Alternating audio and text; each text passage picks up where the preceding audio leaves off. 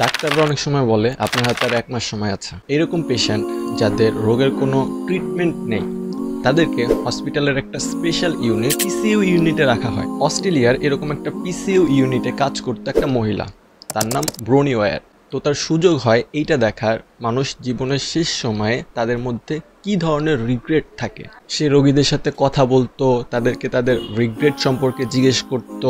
সে খুবই একটা ইন্টারেস্টিং ব্যাপার লক্ষ্য করে যে ব্যাপারটা এমন না যে সবার আলাদা আলাদা রিগ্রেট বা এক একজন মানুষের এক এক ধরনের রিগ্রেট। প্রায় সব মানুষেরই ঘুরে ফিরে একই ধরনের রিগ্রেট রয়েছে, এটা সে দেখতে পায়। তো সে তার বাস্তব জীবনের অভিজ্ঞতা থেকে 2011 সালে একটা বই লেখে, the top 5 regrets of dying, যেটা থেকে আমি আপনাদেরকে 3টা রিগ্রেট বলবো যাতে এই রিগ্রেটগুলো আপনার লাইফে না থাকে।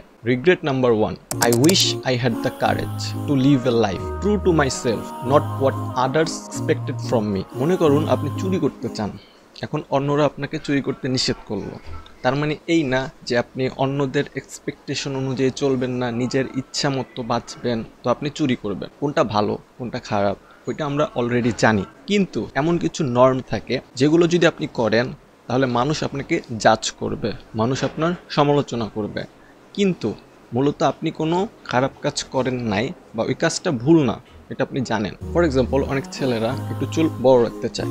এক পরিচিত বড় ভাই তার চুল একটু বড় রাখে রিসেন্ট ওয়েতে, তো মানুষ এর জন্য তাকে কিছু কথা শোনায়, তাকে জাজ করে, এজন্য সে তার চুলটা কেটে ফেলে। এটা হয়তো বা পারফেক্ট এক্সাম্পল না, কিন্তু আশা করি আপনি বুঝতে পেরেছেন যে সোসাইটিতে কিছু নর্ম থাকে যেগুলো ভুল কাজ না, কিন্তু যদি আপনি করেন মানুষ আপনাকে জাজ করবে। তো আপনি যদি এইভাবে মানুষের এক্সপেকটেশন অনুযায়ী কাজ করতে গিয়ে নিজের ইচ্ছাকে স্যাক্রিফাইস করেন তাহলে লাইফের শেষে এটা আপনার রিগ্রেট হয়ে থেকে যাবে। Regret number 2, I wish I hadn't work so hard.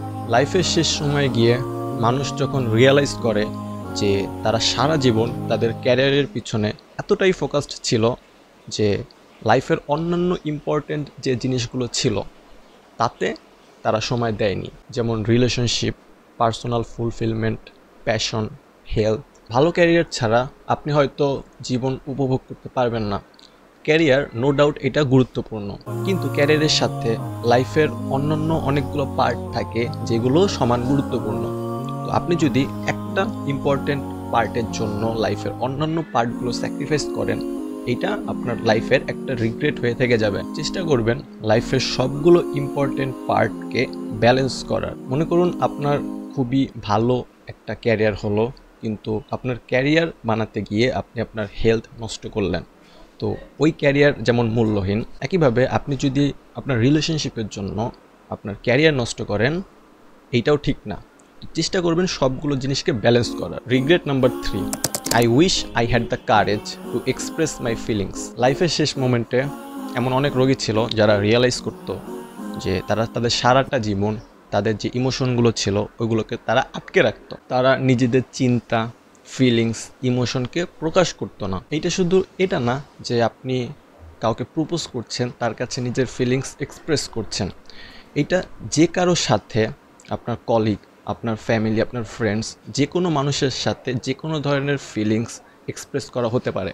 আর নিজের ইমোশনকে এক্সপ্রেস না করার কারণ হতে পারে ফিয়ার অফ রিজেকশন, কোনো কনফ্লিক্টের ভয়, জাজমেন্টের ভয়, কোনো একটা কানেকশন হারানোর ভয় ইত্যাদি। এটা হতে পারে আপনি কারোর সাথে কোনো একটা বিষয়ে ডিসঅ্যাগ্রি করেন, কিন্তু আপনি ওইখানে চুপ রইলেন, আপনার ভয় হয় যে সে আপনাকে খারাপ মনে করবে। আবার হতে পারে কারো কোনো একটা কাজ আপনার ভালো লাগলো, আপনি তাকে মন থেকে অ্যাপ্রিসিয়েট করতে চাইছেন কিন্তু আপনি করলেন না। এটা হতে পারে আপনার মধ্যে কোনো নেগেটিভ ইমোশন আছে, আপনি ফ্রাস্ট্রেটেড, আপনি আপসেট, কিন্তু ওইটা আপনি মানুষদেরকে দেখাচ্ছেন না। তো এইভাবে নিজেকে এক্সপ্রেস না করা শুধুমাত্র যে আপনার মেন্টাল ব্যালেন্সকে নষ্ট করে ফেলবে এমন না, এটা আপনার লাইফের একটা রিগ্রেট হয়েও থেকে যাবে। So that's it for today's video. Thanks for watching this video.